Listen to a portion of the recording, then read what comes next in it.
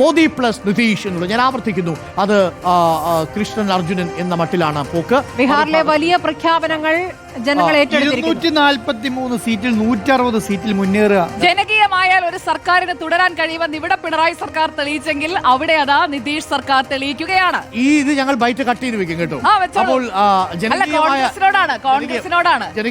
കോൺഗ്രസിനോടാണ്. അതെ, നിങ്ങൾ ജനകീയമായാൽ സർക്കാർ ജനങ്ങൾ ഹൃദയത്തിലേക്കും ജനകീയമാണെങ്കിൽ കേരളത്തിൽ ബി.ജെ.പി. സർക്കാർ വരട്ടെ, ഇതിലും ജനകീയമായിരിക്കും. കേരളത്തിൽ ബി.ജെ.പി. സർക്കാർ വരട്ടെ, ഇതും കട്ട് ചെയ്ത് വെച്ചോ. ഗുജറാത്തിൽ പശുവിനെ കൊന്നതിന് ജീവോരന്തം വിരിച്ചിട്ടുണ്ട് കേട്ടോ അടുത്ത ദിവസം. ഗുജറാത്ത് ബീഹാർ വന്ന സ്ഥലങ്ങളായിട്ടോ. ബീഹാർ ഒറ്റയ്ക്ക് വന്ന സ്ഥലം. ബീഹാർ ഒറ്റയ്ക്ക് വന്നതാ. കർണാടകയിൽ എന്താ അവസ്ഥ?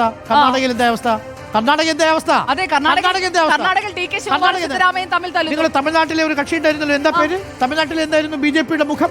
അണ്ണാമല്ലേ? എവിടെ അണ്ണാമല്ലേ? എവിടെ അണ്ണാമല്ലേ? ബി.ജെ.പി പാർട്ടി ചുമതലകളൊക്കെ മാറി വരും.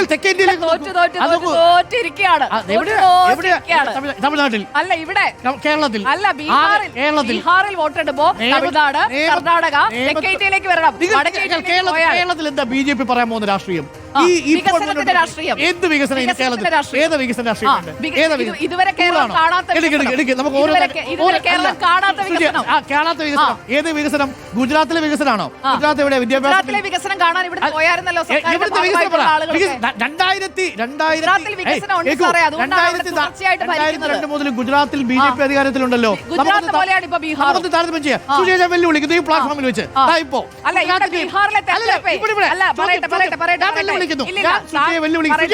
വെല്ലുവിളി പറഞ്ഞുകൊണ്ടാണ് സുജയ, കേരളവും ബി.ജെ.പി ഭരിച്ചൊരു സംസ്ഥാനവും മാനവ വിഭവശേഷിയുടെ സൂചികയിൽ നമുക്ക് ഇവിടെ വെച്ച് ഇപ്പൊ തർക്കിക്കാൻ തയ്യാറാണോ? ഞാൻ തയ്യാറാ. ആണല്ലോ. എനിക്ക് പറയൂ, ഈസ് ഓഫ് ഡൂയിങ് ബിസിനസിൽ 1ാം സ്ഥാനം ഇന്ത്യയിൽ ഏത് സംസ്ഥാനത്തിനാണ്? എന്റെ സംസ്ഥാനമായ കേരളത്തിലാണ്. ശരി, വിദ്യാഭ്യാസത്തിന്റെ കാര്യത്തിൽ ഏറ്റവും കൂടുതൽ എൻറോൾമെന്റ് ഉള്ള സംസ്ഥാനം ഏതാണ്? അത് എന്റെ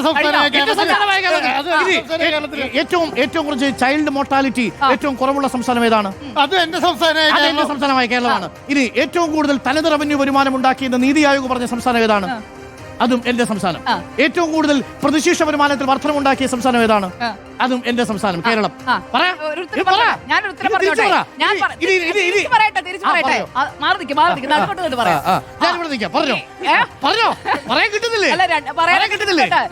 ഈ നേട്ടങ്ങളൊക്കെ കേരളം സ്വന്തമാക്കിയത് നരേന്ദ്രമോദി ഭരിക്കുന്ന ഇന്ത്യ, എന്റെ രാജ്യത്ത്. അതെ, നരേന്ദ്രമോദി. അതെ, ബാക്കി സംസ്ഥാനങ്ങളിലൊന്നും നരേന്ദ്രമോദി ഇല്ലല്ലോ. കേരളത്തിന് വേണ്ടി മാത്രമാണ് തീർന്നില്ല. ഞാൻ എണ്ണി തുടങ്ങിയതേ ഉള്ളൂ. അതിദാരിദ്ര്യ നിർമ്മാർജ്ജനം നടത്തിയ ഇന്ത്യയിലെ സംസ്ഥാനത്തിന്റെ പേര് പറയൂ. ഏതാ സംസ്ഥാനം? പറയൂ. എന്റെ സംസ്ഥാനമായ കേരളം, എന്റെ രാജ്യമായ ഇന്ത്യയിലെ എന്റെ സംസ്ഥാനമായ കേരളം. ശരി, അതിദാരിദ്ര്യം കൂടുതലുള്ള ഒരു സംസ്ഥാനത്തിന്റെ പേര് പറയൂ. അതിദാരിദ്ര്യം കൂടുതൽ ബീഹാറിൽ 160.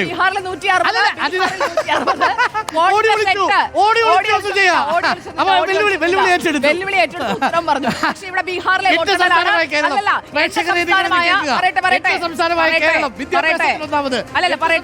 കേരളം, ആരോഗ്യത്തിൽ ഒന്നാമത് എന്റെ സംസ്ഥാനമായ കേരളം, വ്യവസായ സംരംഭത്തിൽ ഒന്നാമത് എന്റെ സംസ്ഥാനമായ കേരളം, അതിദാരിദ്ര്യ നിർമ്മാർജ്ജനത്തിൽ ഒന്നാമത് എന്റെ സംസ്ഥാനമായ കേരളം, മാലിന്യ നിർമ്മാർജ്ജനത്തിൽ ഒന്നാമത് എന്റെ സംസ്ഥാനമായ കേരളം, വിദ്യാഭ്യാസത്തിന്റെ എൻറോൾമെന്റിൽ ഒന്നാമത്. അപ്പൊ പിന്നെ ഡോക്ടർ അരുണിന്റെയും എന്റെയും സംസ്ഥാനമായ കേരളം, എന്റെ രാജ്യമായ ഇന്ത്യയിൽ നരേന്ദ്രമോദി ഭരിക്കുന്ന തുടർ ഭരണത്തിലൂടെ പോകുന്ന ഇന്ത്യ. ബീഹാറിലേക്ക് വരാം. ബീഹാറിൽ 160 സീറ്റ്. മോദി പിണറായി, അതാണല്ലോ പിണറായി. സുജയ പറയുന്നത് കേട്ടാ തോന്നുന്നു കേരളത്തിന് വേണ്ടി ഒരു പ്രധാനമന്ത്രിയാണ് നരേന്ദ്രമോദി. ഗുജറാത്തിലെ പ്രധാനമന്ത്രി ഗുജറാത്തിലെ മുഖ്യമന്ത്രി ബി.ജെ.പി. ഗുജറാത്തിലെ പ്രധാനമന്ത്രി ബി.ജെ.പി. കേരളത്തിലും ബി.ജെ.പിയുടെ മുഖ്യമന്ത്രി വരും. എവിടെ വരും? താങ്കൾ വരെ അത് വായിക്കും. 21 പേരെ കിട്ടിയ മുഖ്യമന്ത്രിയാക്കാന്ന് പറഞ്ഞു. പണ്ടൊരാൾ 35 സീറ്റിന്റെ പ്രധാനമന്ത്രിയാകുന്നു. 2 സീറ്റ് ഇത് രാജ്യം തുടർച്ചയായി 3 ടൈം ഭരിക്കാമെന്നുണ്ടെങ്കിൽ കേരളത്തിലും ഭരിച്ചിരിക്കും. താങ്കൾ അത് കാണും. അതെ, അതിന് കുറച്ച് ബുദ്ധിമുട്ടേണ്ടി വരും. ബുദ്ധിമുട്ട് തന്നെയാ ഭരിക്കുന്നത്. ഒരു ഇച്ചിരി ബുദ്ധിമുട്ടേണ്ടി വരും എന്നുള്ളതാണ്. ഒരു അക്കൗണ്ട് ഓപ്പൺ ചെയ്ത് കാണിച്ചുതരാലോ. മാർച്ചിൽ തന്നെ ഓപ്പൺ ചെയ്ത് കാണിച്ചു തരാം. താങ്കൾ മെയ് മാസത്തിൽ വായിക്കാൻ തയ്യാറായിരിക്കും. സേവിംഗ്സ് ബാങ്കിൽ അക്കൗണ്ട് അല്ല, സേവിംഗ്സ് ബാങ്കിലൊന്നുമല്ല, നിയമസഭയിലെ അക്കൗണ്ട്. നിയമസഭയിലെ അക്കൗണ്ട്. ഇവിടെ ഇനി ഒരു കാര്യം കൂടി പറയാം. ഇനി ഇവിടെ നിതീഷ് കുമാർ ഇല്ലെന്ന് കരുതുക. ബി.ജെ.പിയുടെ അവസ്ഥ എന്താ ബീഹാറിൽ? പറ.